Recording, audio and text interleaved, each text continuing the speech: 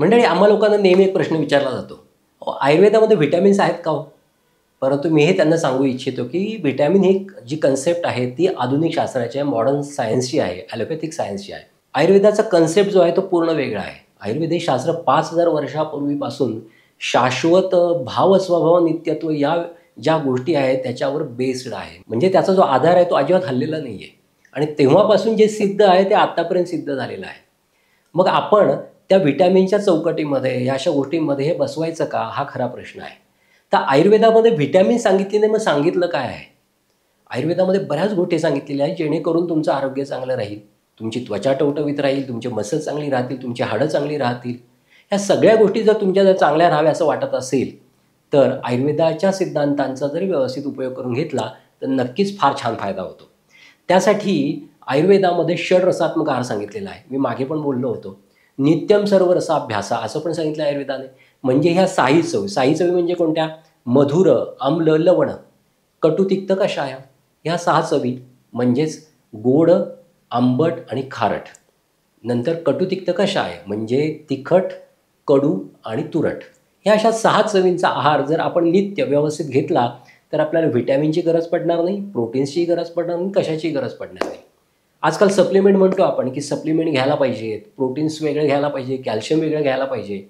परंतु हे गोष्ट कधी लक्षात ठेवा, आपण जो आहार घेतो, पूर्वीपासून सांगितलेला आपला चौरस आहार आहे, तो जर आपण घेतला ना, तर त्याच्यामधून या गोष्टी आपल्याला सहज मिळत असतात.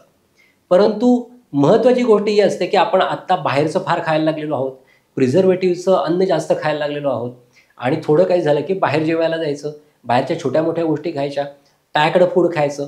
त्याच्यामुळे होतं काय, की आपण जो आहार घेतो, तो पचवण्यासाठी आपल्या शरीरामध्ये ज्या गोष्टींची गरज असते, त्या गोष्टी कमी-कमी होत चाललेल्या आहेत. आणि त्याच्यामुळे आपण जे कॅल्शियम घेत असतो आपण किंवा प्रोटीन्स घेत असतो, जे लागते तेवढंच घेत असतो. पण त्याचं रूपांतरण आपल्या शरीरामध्ये होत नाही आणि न पचलेला भाग आपल्या शरीरात साठायला लागतो. आणि त्यालाच आम्ही आयुर्वेदामध्ये आम असं म्हणतो आणि तो आम एकदा झाला, की आपल्याला वेगवेगळे आजार व्हायला लागतात. म्हणूनच आयुर्वेद म्हणतं, की तुम्ही जे खाता ते पचणं हे महत्त्वाचं आहे. मग त्यासाठी आयुर्वेदाने 13 अग्नी आपल्या शरीरात दिलेला आहे. पहिला अग्नी म्हणजे जठराग्नी.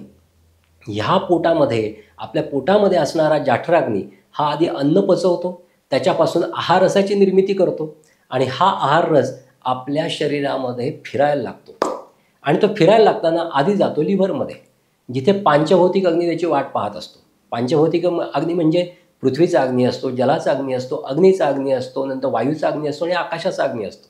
म्हणजे त्या आहार रसामध्ये जे जे पांचभौतिक घटक असतात त्याला पचवण्याचं काम हा पांचभौतिक अग्नी करत असतो. त्याला आपण मेटाबॉलिझम असं म्हणतो.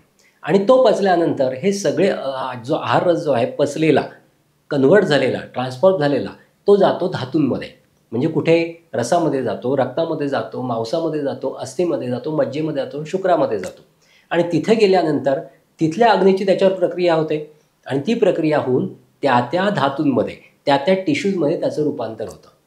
आता जेव्हा आपले पाय दुखत असतात किंवा शरीरामध्ये काहीतरी दुखू होत असतं, तेव्हा आपण सहज म्हणतो, की व्हिटॅमिन B12 डेफिशियन्सी आहे. बरोबर आहे. परंतु ही गोष्ट कधी लक्षात घ्यायला पाहिजे, की आपण जो काही आहार घेतो त्याचं कन्व्हर्जन व्यवस्थित त्या धातूमध्ये झालं नाही आहे. म्हणजे नेमका बिघाड कुठे बघा? नेमका बिघाड आहे तुमच्या 7 धातूमधल्या अग्नीमध्ये किंवा पंचमहाभूतांच्या अग्नीमध्ये किंवा तुमची भूकही चांगली नसू शकते. ह्या सगळ्या गोष्टींमुळे तुम्ही जरी व्यवस्थित आहार घेत असाल तरी त्याचं कन्व्हर्जन व्यवस्थित होत नाही आणि तुम्हाला सगळे व्हिटॅमिनचे वगैरे त्रास व्हायला लागतात. मग अशा परिस्थितीमध्ये आपण व्हिटॅमिन B12 वगैरे देतो, B6 देतो, काय देतो. परंतु तरीही पेशंटला फरक पडत नाही. मग अशा वेळेस आपल्याला तिथे अग्नींचा विचार करायला लागतो आणि आयुर्वेदाने जो षड्रसात्मक आहार सांगितलेला आहे त्याचाही विचार करायला लागतो.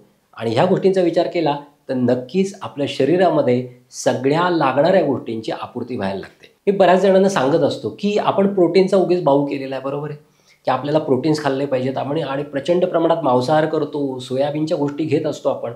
परंतु ही गोष्ट कधी लक्षात ठेवा, की आपण प्रोटीन जास्त खाल्ले तर ते पचायला पण हवेत. त्याच्यावर वेगवेगळ्या अग्नींची प्रक्रिया होऊन त्याचं कन्व्हर्जन मांसधातूमध्येच पण व्हायला पाहिजे आणि ते झालं नाही तर त्रासाचं आहे सगळं. आणि ते झालं नाही तर तो मांसधातू अपक्व स्वरूपामध्ये आपल्या शरीरात राहिला तर तो आपल्या किडनीला त्रास देणार आहे बघा आणि किडनीवर त्याचा लोड येणार आहे. त्यामुळे आपले अग्नी चांगले हवेत. आणि आपण जो आहार घेतो त्याच्यामध्ये डाळी असतात, बाकीच्या भाज्या पण असतात, त्याच्यामध्ये कार्बोहायड्रेट असतात, त्याच्यामध्ये आणखी तुमचे फॅट्स असतात. ह्या सगळ्या गोष्टी पचण्यासाठी आपल्या शरीरामध्ये अग्नी तर हवा आहे आणि जर अग्नी चांगला असेल तर ह्या गोष्टीचं कन्व्हर्जन चांगलं होईल. आणि आत्ताच्या काही रिसर्चमध्ये असं पण आढळलेलं आहे की शाकाहारी डाळींमध्ये प्रोटीनची मात्रा ही मांसाहारापेक्षा जास्त असते. मग हे जर आपल्याला हे प्रोटीन जे आहे ते आपल्याला व्यवस्थित आपल्या शरीर सदृश धातूमध्ये कन्व्हर्ट करायचे असतील तर आपल्या शरीरातला अग्नी चांगला हवा हे कधी लक्षात ठेवा. मग त्यासाठी काही गोष्टी महत्त्वाच्या आहेत.